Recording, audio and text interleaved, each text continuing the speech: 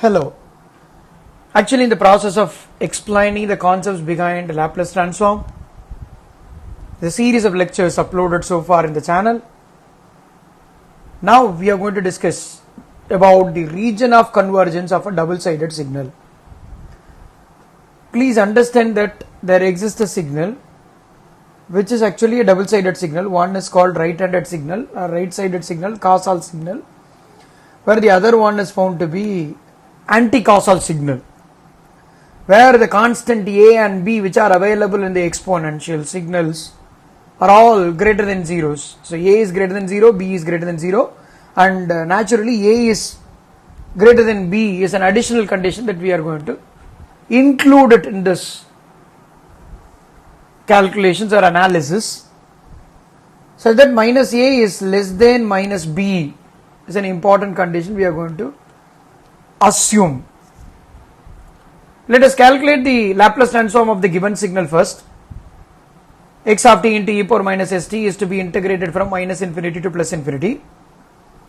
The signal is actually of two component signal. So in the place of x of t we have to substitute e power minus at u of t plus e power minus bt u of minus t. When they are substituted, we could identify that one component is found to be a causal signal, so actually the signal will exist from 0 to infinity. Only for the right sided positive values of time t index the signal will exist, whereas the other one is actually an anti-causal signal, so the signal will exist from minus infinity to 0. We have taken the conditions into analysis, so let us continue further.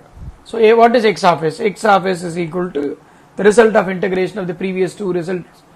So e power minus, I just put it in this way, s plus a is the first component. When e power terms are combined together, minus of s plus a is available the denominator. It is to be integrated from 0 to infinity, so I will put 0 to infinity here, upper and lower limits. Similarly, the second expression, if it is integrated, this will become e power minus of b plus s plus b, isn't it? S plus b, I will put it in this way, t divided by minus of s plus b, where the lower limit is minus infinity, upper limit is 0. So as usual, s is to be replaced by sigma plus j omega, so this will become e power minus of sigma plus j omega plus a into t. Before substituting the upper and lower limits, I just change the complex variable or the complex frequency variable as e power minus of s plus e power, s is replaced by sigma plus j omega. Similarly, in this case also I am going to substitute s plus j omega, or sorry, sigma plus j omega in this case also, plus b is available, multiplied by t. Upper and lower limits have not yet been substituted, so I will put it as minus of s plus b in this case, where the lower limit is minus infinity, upper limit is 0. Correct? Here lower limit is 0, upper limit is infinity in this case. Before proceeding further, or we shall proceed it in the next step also, x of s is equal to, let me isolate the real terms separately and imaginary terms separately, and we shall make some substitutions in between. So let me put it as say for example e power minus of sigma plus a into t, where t is to be replaced by infinity, upper limit, divided by minus of s plus a, multiplied by e power minus j omega into infinity, upper limit, minus lower limit, e power 0 divided by minus of s plus a. So the first term is over. For the second one, upper limit is 0, so I can naturally substitute e power 0 divided by t is 0, minus of s plus b. The analysis is required only when t is equal to infinity. So the last term minus upper limit minus lower limit, e power T is replaced by minus infinity, so minus into minus it will become plus plus.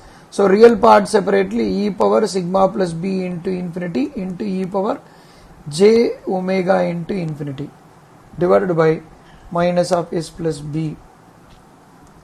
Upper limit is substituted, lower limit is substituted. While substituting upper and lower limits for the values of t, the real component of the exponents are isolated and imaginary components are separately isolated. Real part separately and then imaginary part separately.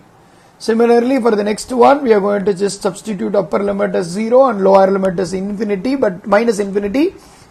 Already there is a minus in exponent e power minus of something. If minus infinity is substituted in the place of t, automatically it will become e power plus sigma plus b and j omega. There are two terms present, so we have isolated.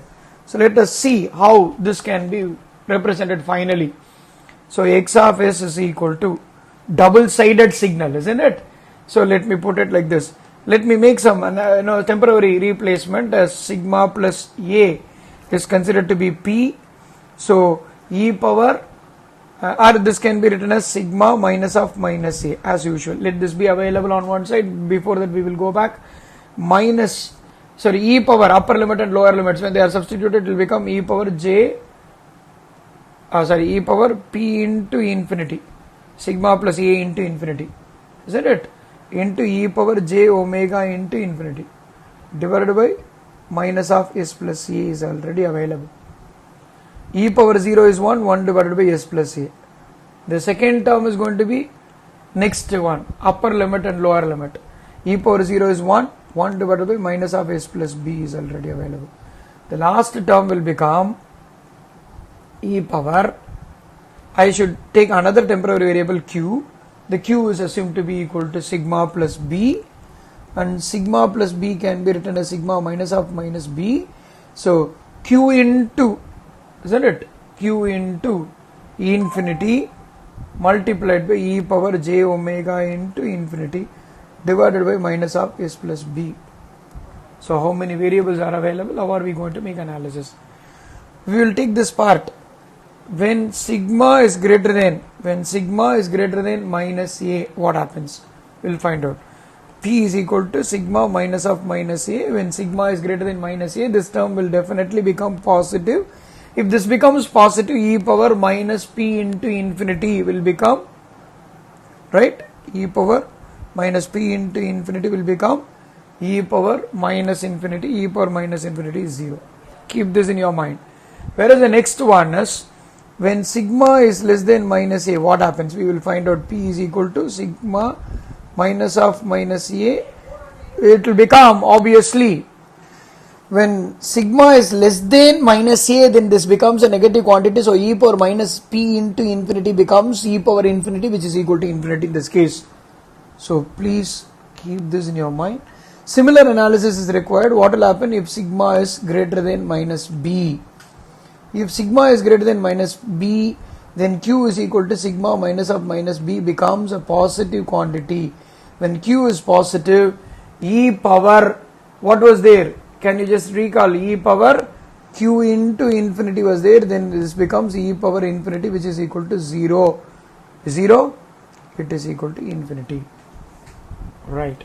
Similarly, when sigma is less than minus b, you can notice that the q value will become sigma minus of minus b.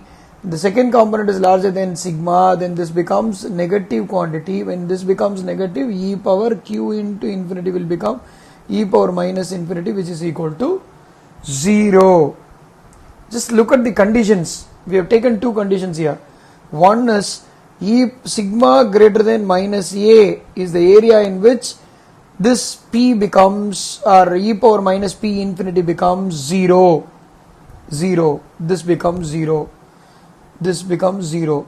Whereas when sigma is less than minus b, we could see that the e power q infinity terms becomes 0. Otherwise, both the terms will become infinity. So, what is the condition to be recalled here? sigma greater than minus a is one of the conditions, and the sigma less than minus b is another condition to be remembered for getting values of e power p infinity and e power minus p infinity into e and e power q infinity as zeros. Otherwise they will become infinity.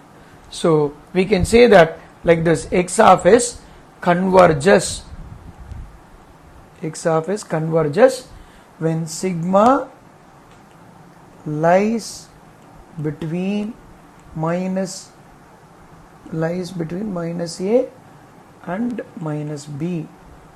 So sigma should be lesser than minus b and it should be greater than minus a. Just look at the condition. So it does not converge otherwise. So the abscissa of convergence will be sigma c1 is equal to minus a is one abscissa of convergence, whereas as far as the second condition is concerned, sigma c2 is equal to minus b is another abscissa of convergence. So I'll put it in this way: when in the regions of convergence, when sigma is less than minus b and greater than minus a, the x of s becomes e power minus p into infinity into e power minus j omega into infinity divided by minus of s plus a was there in one of the terms. Please recall, 1 divided by s plus a was there, and the other one is actually plus 1 divided by minus of s plus b. The final term will be minus, what is it, e power q infinity into e power j omega infinity divided by minus of s plus b. So when you combine all these terms, only when the condition sigma is less than minus a, please refer to it,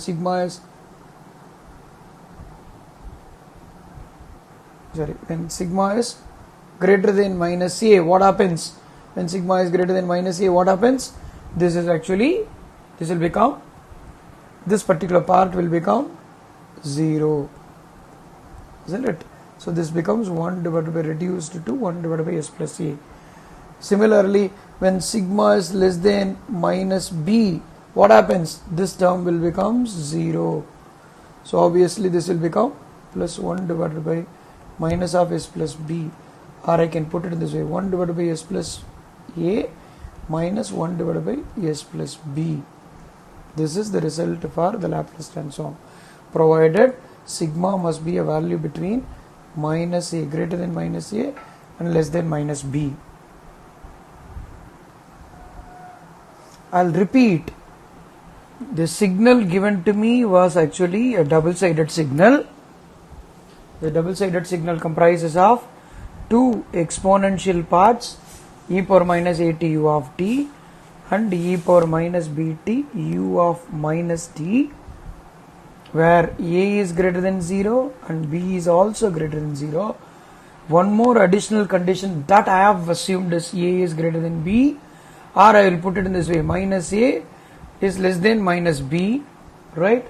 When we calculate Laplace transform of the signal according to the formula, we could see that it results in 1 divided by s plus a plus 1 divided by minus of s plus b, provided the region of convergence is like this: sigma should be greater than minus a. For this part, sigma is greater than minus a. For this part, sigma is less than minus b. So when you consolidate them into a single component or a single region of convergence, I could see that it is less than minus b but greater than minus a. So the region of convergence will be plotted as a strip between. I'll put it in this way: compact representation. It will be taken as a strip between two lines. Sigma c1 is minus b, first component. The second one is sigma c2 is equal to minus a. Between these two lines, the region of convergence. For all the values within this region of convergence, the x of s will exist. That is called region of convergence. Region of convergence is the region in which X of S exist.